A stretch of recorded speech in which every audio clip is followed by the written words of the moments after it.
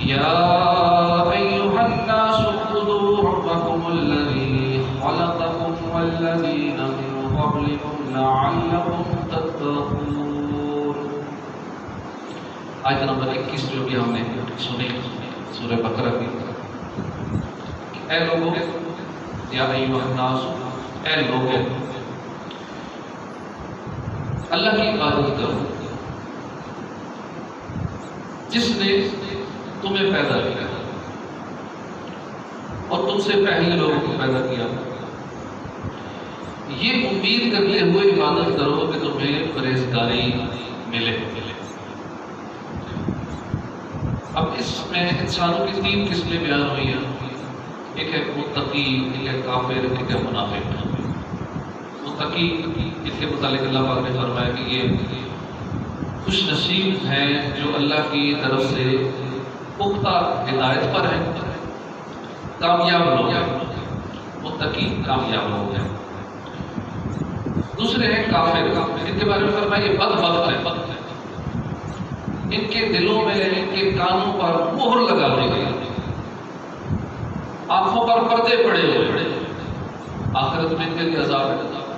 تیسرے منافق، یہ انتہائی برے ہیں، بدترین کافر ہیں، ان کے لیے شدید عذاب ہے، دل میں کفر چھپاتے ہیں، زبان سے کلمہ پڑھتے ہیں۔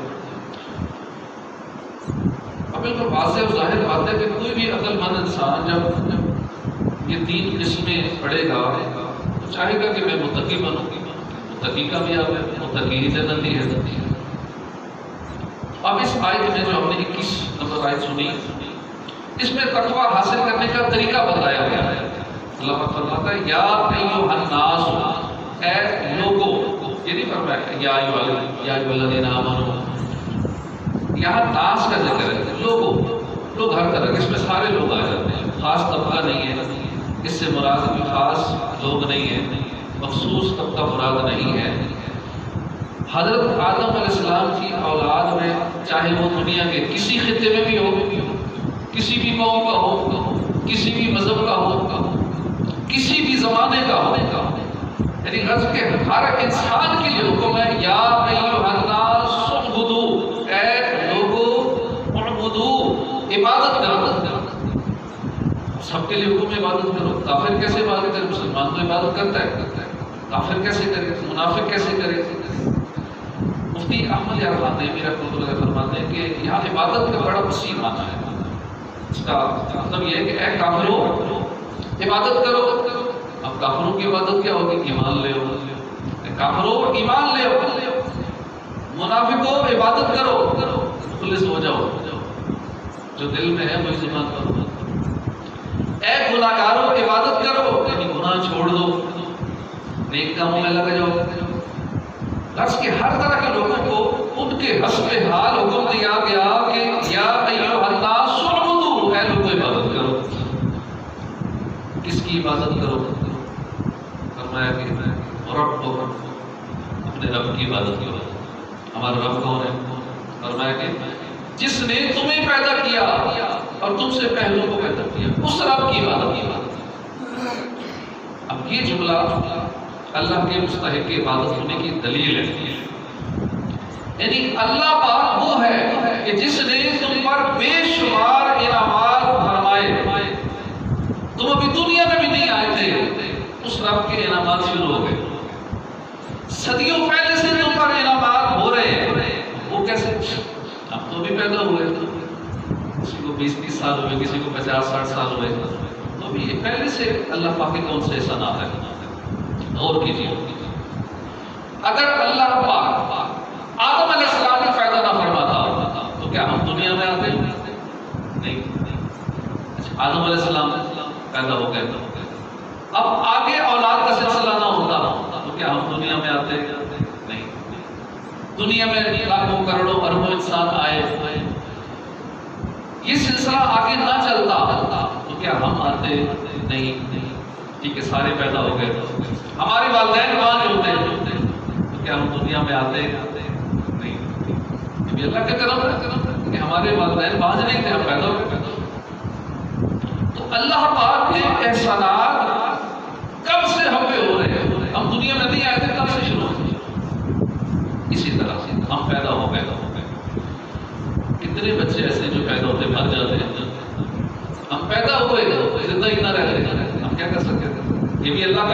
کہ ہم زندہ بچ گئے. کتنے بچے آئی سی یو میں پڑے ہوتے ہیں, شیشے میں پڑے ہوتے ہیں, لیکن اللہ پاک نے ہمیں صحت عطا فرمائی, ہم اس حال تک پہنچ گئے, عمر کے اس حصے تک پہنچ گئے. کتنا اللہ کا احسان ہے.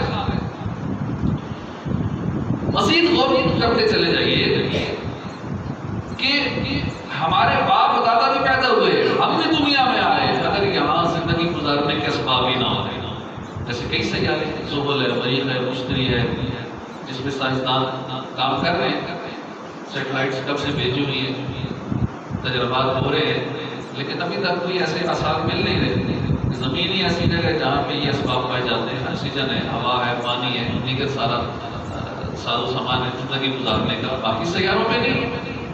اگر زمین بھی مریخ کی طرح ہوتی, زمین بھی زحل سیارے کی طرح ہوتی, ہم کیسے زندہ رہتے ہیں؟ کتنا اللہ کا احسان ہے, کتنا بڑا اللہ کا انعام ہے, اس نے ہمیں زمین پر زندہ رہنے کے اسباب بنا. آپ اندازہ لگائیے کتنی صدیوں پر یہ انعامات کا سلسلہ محیط ہے, مشتمل ہے. ہم پر مسلسل اللہ کے انعامات جاری ہیں. اللہ نے ہمیں پیدا بھی کیا, ہم سے پہلے جو ہمارے باپ دادا تھے, پردادا تھے, انہیں بھی پیدا کیا, پھر ان میں سے ہر ایک کو صرف پیدا ہی نہیں کیا, زندگی گزارنے کے اسباب بھی عطا کیا. کیا کوئی ایسی ہستی ہے جس نے ہم پہ اتنے اثرات کیے, یا کوئی کر سکتا ہے ایسا؟ کیا کوئی اور خالق ہے, کیا کوئی اور رازق ہے جس نے اتنا کچھ کیا یا کر سکتا ہے؟ اور وہ سارے جھوٹے خدا جن کو غیر مسلم پوچھتے ہیں, کیا ان میں سے ایسا کوئی ہے جو اتنے انعامات کر سکتا ہے؟ نہیں ہے, ہرگز نہیں ہے. کفار مکہ نے بھی اس بات کو مان لیا تھا, تسلیم کر لیا تھا. قرآن کریم میں ہے نا کہ تم فرماؤ آسمان اور زمین سے تمہیں کون روزی دیتا ہے, یا کان اور آنکھ کا مالک کون ہے, زندہ کو مردہ سے, مردے کو زندہ سے کون نکالتا ہے, کون تمام کاموں کی تدبیر کرتا ہے؟ اب کہیں گے اللہ. تم فرماؤ تم ڈرتے کیوں نہیں پھر؟ جب مانتے ہو کہ یہ سب کچھ کرنے والا بندہ ہے تو کیوں نہیں ڈرتے, پھر کیوں بتوں کی عبادت کرتے ہو؟ اللہ پاک نے فرمایا تو یہ اللہ ہے جو تمہارا سچ چاہتا ہے. بعض نادان یہ بھی کہتے ہیں دنیا کا نظام چل رہا ہے, سارا نیچر کے تحت چل رہا ہے, بس دنیا میں آئے, ایک مخصوص مرحلے سے گزرے, اس کے بعد پھر کمزور ہو جائیں گے, بڑھاپا آ جائے گا, مر جائیں گے, بس ایک نیچر کے تحت چل رہا ہے, کوئی چلانے والا نہیں. یہ بالکل بے وقوفی کی بات ہے. ایسے نادانوں سے صرف اتنا سا سوال ہے کہ ایک بچہ جو انسانوں کے ہاں پیدا ہوتا ہے, جانور کے ہاں پیدا کیوں نہیں ہو گیا, یا جو جانور کے پیٹ میں وہ انسان سے پیدا کیوں نہیں ہو گیا؟ اس کی کیا وجہ ہے؟ کوئی تو ہے نا جو فیصلہ کر رہا ہے, جس کا فیصلہ نافذ بھی ہے, اور وہ اللہ جس نے ہمیں انسانوں میں پیدا کرتا ہے, جانوروں میں نہیں پیدا کرتا ہے. وہ رب ہے جس کا حکم چلتا ہے, تو وہی رب عبادت کے لائق ہے, اسی رب کی عبادت کرنی ہے. اب ہر انسان کو حکم ہے کہ چونکہ تمہارا خالق بھی اللہ ہے, تمہارا مالک بھی اللہ ہے, تمہارا رازق بھی اللہ ہے, تمہیں زندگی کے اسباب بھی اللہ نے مہیا کیے, تمہیں پالتا بھی اللہ ہے, لہذا وہی عبادت کے لائق ہے. صرف اور صرف اسی کی عبادت کی بات. یاد رہے کہ ہم جو عبادت کرتے ہیں یا کریں گے, اللہ کرے آج کی بیان سن کے ہمیں عبادت کا ذوق پیدا ہو جائے. مقصد یہ ہے کہ ہم اللہ کی عبادت کرنے والے بن جائیں. اب ہم اللہ کی عبادت کریں گے تو کیا اللہ کو فائدہ ہوگا؟ اس کا فائدہ ہمیں ہوگا. قرآن پاک میں ہے نا, یہ امید کرتے ہوئے عبادت کرو کہ تمہیں پرہیزگاری ملے. یہ تقویٰ کا بڑا وسیع مفہوم ہے. خلاصہ عرض کروں کہ ہماری ذات, ہماری شخصیت میں جو نیگیٹو چیزیں نا, نیگیٹو اسپیکٹس ہیں, منفی چیزیں ہیں, ان کا نہ ہونا تقویٰ ہے. مثلا ایک بندہ ہے جو اپنے فرائض پورے نہیں کرتا, مثلا نماز نہیں پڑھتا, روزے نہیں رکھتا, والدین کی خدمت نہیں کرتا, یہ ساری منفی چیزیں ہیں. یہ نہ ہونا تقویٰ ہے. کوئی بندہ دھوکہ دیتا ہے, یہ منفی چیز ہے, یہ نہ ہونا تقویٰ ہے. کوئی بندہ ظلم کرتا ہے, یہ غلط چیز ہے، نیگیٹو ہے، اس کا نام ہونا تقویٰ ہے۔ ایک بندہ بدگمانی کرتا ہے دوسرے مسلمان سے، یہ غلط چیز ہے، نیگیٹو ہے، اس کا نام ہونا تقویٰ ہے۔ پیٹھ پیچھے برائیاں کرتا ہے، کسی کی غیبت کرتا ہے، یہ نیگیٹو چیز ہے۔ دوسروں کی عزت اچھالتا ہے، عزت کی دھجیاں اڑاتا ہے، یہ نیگیٹو چیز ہے، اس کا نام ہونا تقویٰ ہے۔ غرض کہ ہم اپنی ذات میں، اپنے کردار میں، اپنے اخلاق میں، اپنے رویے میں، انداز زندگی میں بہتری اور مثبت چیزیں لانا چاہتے ہیں تو اس کا طریقہ یہ ہے کہ اللہ کی عبادت کرو، تمہیں تقویٰ نصیب ہو جائے گا۔ اللہ کی عبادت کرو تم اچھے ہو جاؤ گے، تمہارے اندر سے جو نیگیٹو چیزیں ہیں وہ ساری نکل جائیں گی، پازیٹیو آ جائے گی، تم اچھے ہو جاؤ گے، پورا معاشرہ سنور جائے گا، ہماری پوری کی پوری زندگی کا ایک قبلہ درست ہو جائے گا۔ جب یہ ہو جائے گا اللہ کی مہربانی سے ہم سیدھے راستے پر بھی رہیں گے اور دنیا میں بھی کامیاب ہو جائیں گے، ہم آخرت میں بھی کامیاب ہو جائیں گے انشاءاللہ۔ تو یہ ہے کہ عبادت کا ایک بنیادی فائدہ۔ اللہ پاک ہم سب کو اخلاص کے ساتھ، نیک نیتی کے ساتھ بکثرت عبادت کرنے کی توفیق نصیب فرمائے، آمین۔ ہمارے یہاں بعض لوگ شیطانی وسوسوں میں آ کر یہ کہہ کے نا عبادت سے جان چھڑاتے ہیں، مطلب کہ جس چیز کا دل نہیں کر رہا ہوتا نا تو وہ سمجھتا ہے کہ وہ اس کی ضرورت نہیں ہے، اہمیت نہیں دیتا اور پھر دلیلیں دیتا ہے، عبادت نہ کرنے کی دلیل دیتا ہے۔ جس کا ذوق ہی نہیں ہے عبادت کا، شوق ہی نہیں ہے عبادت کا، جس کو مزہ ہی نہیں آ رہا ہے عبادت میں، وہ دلیلیں دیتا ہے کہ میرے پاس بہت، ہم اتنا کر لیتے ہیں نا، یہ بہت ہے، وہ اس کے حلال بھی کمانا عبادت ہے، تو جو جو کام کر رہا ہوتا ہے اسی کو عبادت میں شمار کر کے اپنا دل کو بنا لیتا ہے۔ کئی لوگ جان چھڑانے کے لیے کوشش کرتے ہیں کہ جب جنت کا فیصلہ ہو چکا ہے، جب جہنم کا فیصلہ ہو چکا ہے تو عبادت کیوں کر دی؟ جتنی مرضی عبادت کر لیں، جہنم لکھی جا چکی ہے تو جہنم نہیں جانا، اپنا بھی عبادت کرے، اللہ نے جنت لکھی ہوئی، ہمیں جنت دے دی ہے تو ہمیں جنت بھی جانا۔ یہ کہہ کے نا اپنے دل کو تسلی دے دیتے ہیں اور عبادت سے دوری میں زندگی گزرتی رہتی ہے۔ معاذ اللہ، اللہ کی پناہ کے بڑے سخت جملے اور یہ شیطان کے بڑے سخت بار ہے۔ اس آیت کریمہ پر غور کیجیے، اللہ پاک نے ہمیں یہ نہیں فرمایا کہ جنت میں جانے کے لیے عبادت کرو، یہ نہیں فرمایا، یا جہنم سے بچنے کے لیے عبادت کرو، بلکہ فرمایا یا ایھا الناس اعبدوا، اے لوگوں اپنے رب کی عبادت کرو۔ تو ہم نے عبادت کرنی ہے، کیوں کرنی ہے؟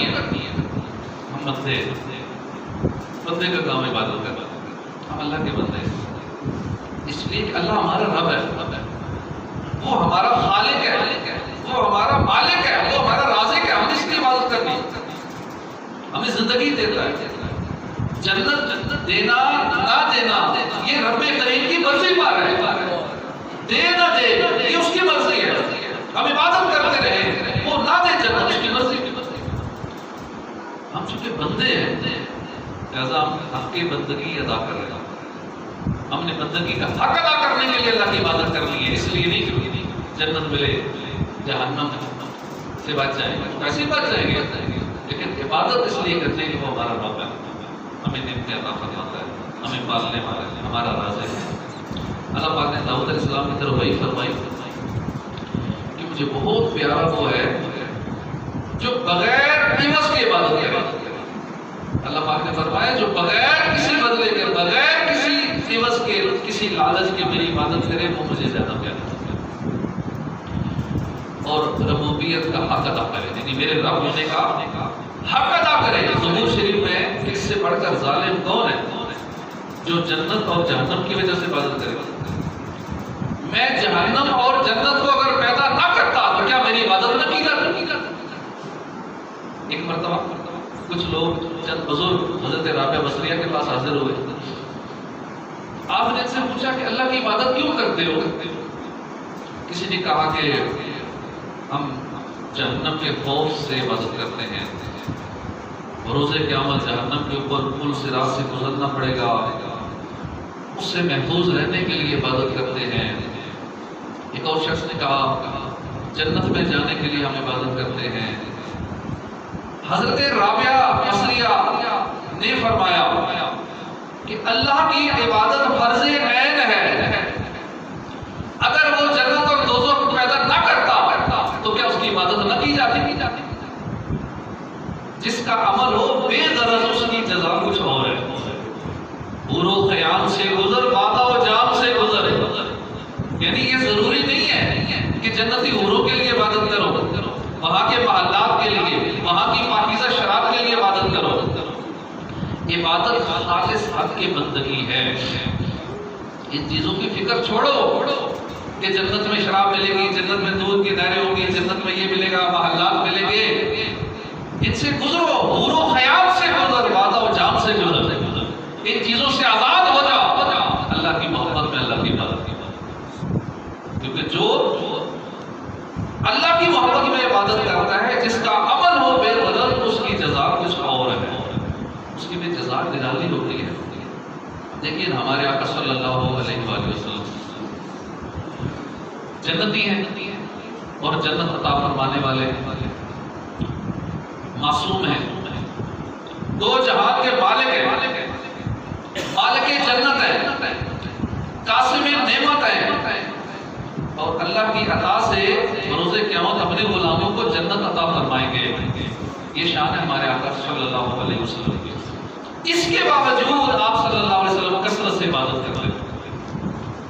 ان کو جنت کا تو خالص تھا، جنت تو ملی ہوئی ہے، جنت کے تو وہ مالک ہیں، جنت کی جاگیر ان کے ہاتھوں سے تقسیم ہوتی ہے، لیکن پھر بھی عبادت کر رہے ہیں. جہنم سے بچانے والے اوروں کو پھر بھی عبادت، کثرت سے عبادت کر رہے ہیں. سب سے زیادہ عبادت ہمارے آقا کرتے ہیں. لمبے لمبے قیام کرتے تھے، لمبے لمبے سجدے کیا کرتے تھے. آپ کے پاؤں مبارک سو جاتے تھے. غار سجدہ میں ہم گئے مدینہ شریف کی زیارتیں کرتے ہوئے، تو وہاں پہاڑی پہ چڑھ کے وہ غار ہے جہاں سرکار صلی اللہ علیہ وسلم 3 دن سجدے میں پڑے ہوئے. پھر جبرائیل علیہ السلام حاضر ہوئے، انہوں نے عرض کیا رسول اللہ، اللہ پاک نے آپ کی امت کو آپ کے حوالے کر دیا، پریشان نہ ہو. اس غار سجدہ میں 3 دن سجدہ ہمارے لیے، یعنی اتنے لمبے لمبے قیام. غار حرا ہے، جوان بندہ چڑھے تو اس کو اتنا مشکل ہے. سرکار صلی اللہ علیہ وسلم غار حرا میں جا کے ہمارے لیے روتے تھے، ہمارے لیے لمبے لمبے سجدے کرتے تھے، لمبے لمبے قیام کرتے تھے. اتنی کثرت سے عبادت کرتے تھے کہ اللہ حضرت عائشہ صدیقہ نے عرض کیا نا، یا رسول اللہ، آپ تو وہ ہیں کہ آپ کے صدقے اللہ نے آپ کے اگلوں کے، آپ کے پچھلوں کے گناہ معاف فرمائے ہیں. آپ اتنی عبادت کرتے ہیں کثرت سے. پیارے نبی صلی اللہ علیہ وسلم نے بڑا پیارا جواب دیا، فرمایا افلا اکون عبدا شکورا، کیا میں اللہ کا شکر گزار بندہ بھی نہ بنوں؟ کیا شان ہے میرے آقا کی. اب یہاں ایک وضاحت کر دوں کہ جنت کی طرف میں عبادت کرنا جائز ہے. آج کا بیان سن کر یہ نہ سمجھے کہ جنت کی لالچ میں عبادت منع ہے، یا دوزخ سے بچنے کے لیے عبادت جائز ہے. جنت کے لیے بھی جائز ہے، البتہ یہ نچلا درجہ ہے. اخلاص کا نچلا درجہ ہے. اعلیٰ حضرت کے والد محترم مولانا نقی علی خان رحمۃ اللہ علیہ لکھتے ہیں کہ عبادت کے 4 درجے ہیں. جنت کی خواہش میں عبادت کرنا یہ بھی جائز ہے، جہنم سے بچنے کے لیے عذاب کے خوف سے عبادت کرنا یہ بھی جائز ہے، اللہ کی رضا کے لیے عبادت کرنا، اور دیدار الہی کے شوق میں عبادت کرنا، یہ سب سے اعلیٰ درجہ ہے.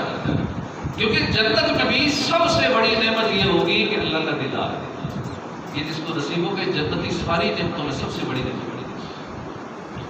سب سے اعلیٰ محبت کی عبادت ہی یہی ہے. اللہ کی محبت میں عبادت کرے، اللہ کے دیدار کے لیے عبادت کرے. اور ہمیں چاہیے ہم شیطانی وسوسوں میں نہ آئیں. شیطان کام میں گئے کہ تقدیر لکھی جا چکی ہے، کس نے جنت میں جانا ہے، کس نے دوزخ میں جانا ہے، یہ طے ہو چکا ہے، کیا فائدہ ہے عبادت کرنے کا. ہم اسے کہیں گے کہ ہم عبادت گزار آقا کی امتی ہیں، ہم اپنے رب کے بندے ہیں، وہ ہمیں جنت میں داخل کرے یا جہنم میں ڈالے، یہ فیصلہ اس کا ہے. ہم بندے ہیں، لہذا ہم بندگی کا حق ادا کرتے رہیں گے، ہم عبادت کرتے رہیں گے. صحابی رسول حضرت ابو ہریرہ سے روایت ہے کہ اللہ کے آقا نبی صلی اللہ علیہ وسلم روزے رکھتے تھے، اتنی کثرت سے نمازیں پڑھتے کہ آپ کے مبارک پاؤں سوج جاتے. حضرت عائشہ صدیقہ فرماتی ہیں کہ قیام اللیل حضور ہرگز نہیں چھوڑتے تھے.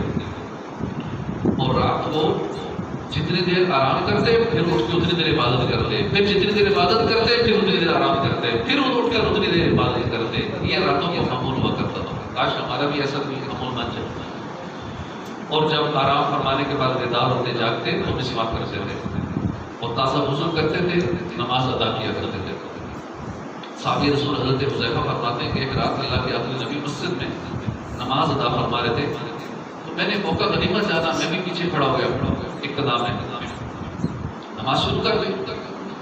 حضور نے سورہ بقرہ کی تلاوت شروع کی.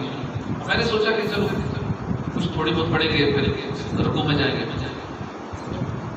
حضور نے 100 آیات پڑھی. میں نے کہا چلے 100 پڑھ کے رکوع میں چلے جائیں گے. 100 سے اوپر چلے گئے، رکوع نہیں کیا.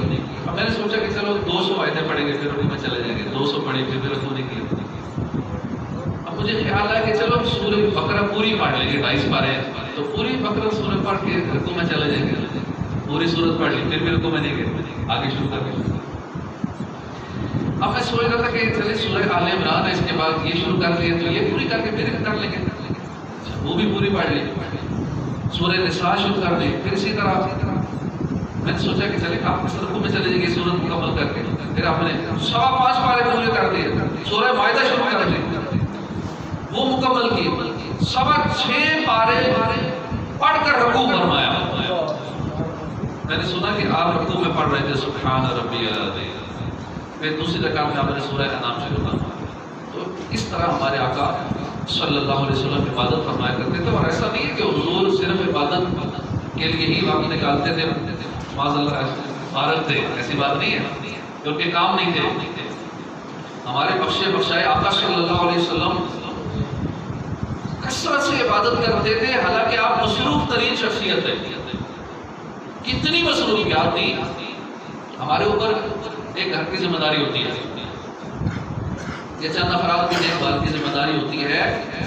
ہمارے آقا 2 جہان کے داتا صلی اللہ علیہ وسلم پر پوری کائنات کی ذمہ داری، پوری کائنات کے نبی ہیں.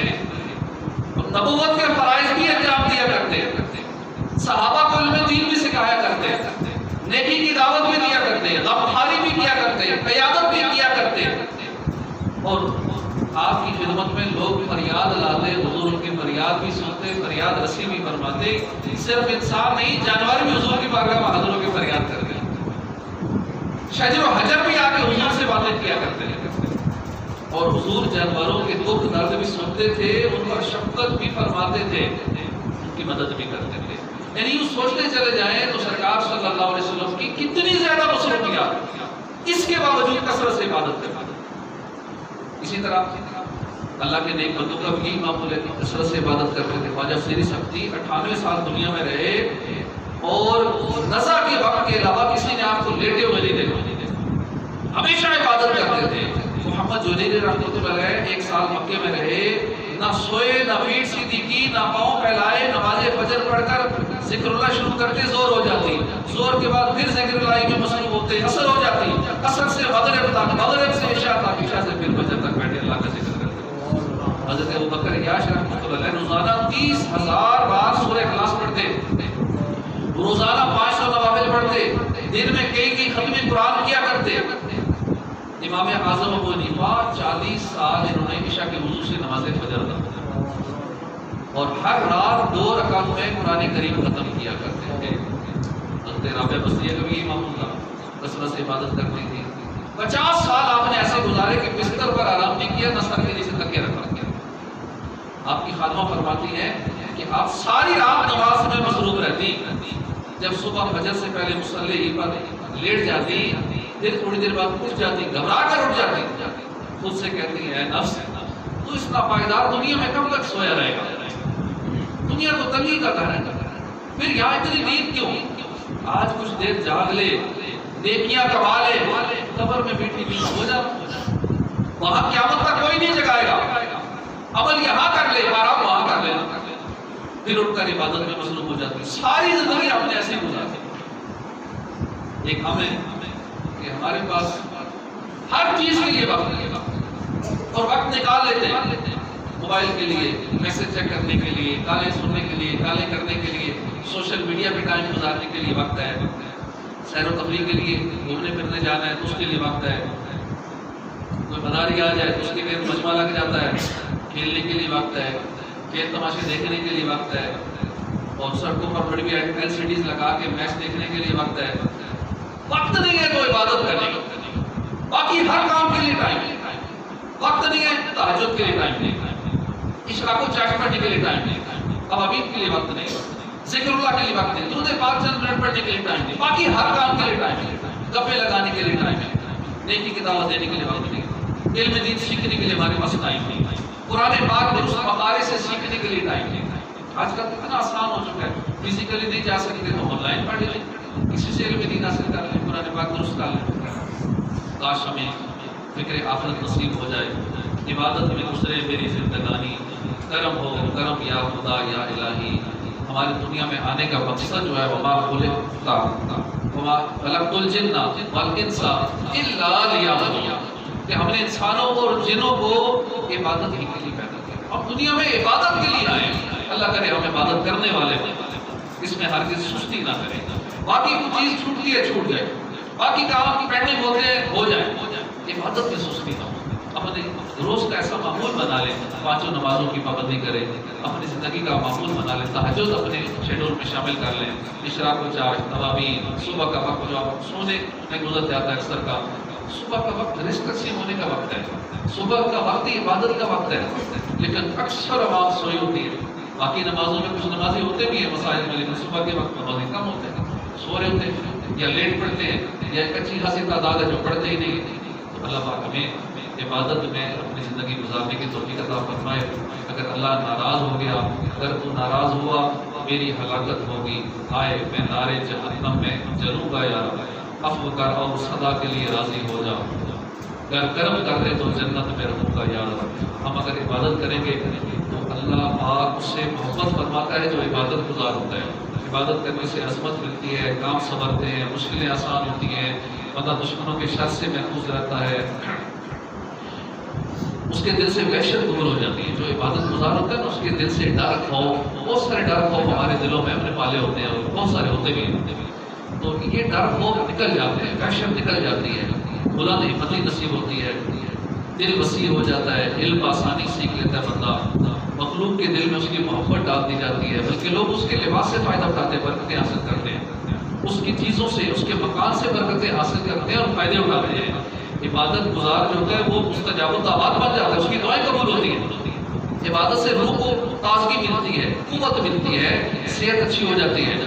عبادت گزار موت کی سختی سے محفوظ ہو جاتا ہے، فرشتے اسے قبر کے عذاب سے بچاتے ہیں، اور منکر نکیر کے جو سوالات ہیں ان سوالات میں اس کی مدد کرتے ہیں، کہ جوابات کیا دلاتے ہیں، اس کی قبر روشن ہو جاتی ہے، قبر وسیع ہو جاتی ہے، قیامت کے دن تاج پہنایا جائے گا، اور میدان معاشر میں براق پر سوار ہو کر وہ آئے گا، حساب نہیں ہوگا، اگر حساب ہوا بھی تو بڑی آسانی کے ساتھ ہوگا، حوض کوثر سے پانی پینا نصیب ہوگا، عبادت گزار پورے صراط سے آسانی سے گزر جائے گا، اللہ کا دیدار نصیب ہوگا، عرش الہی کے سائے میں جگہ پائے گا، اور سب سے بڑی نعمت یہ کہ اللہ کا دیدار نصیب ہوگا۔ میری زندگی بس تیری بندگی میں اے کاش گزرے صدائی، اللہ پاک ہمیں عبادت گزار بنائے، آمین بجاہ نبی الامین صلی اللہ علیہ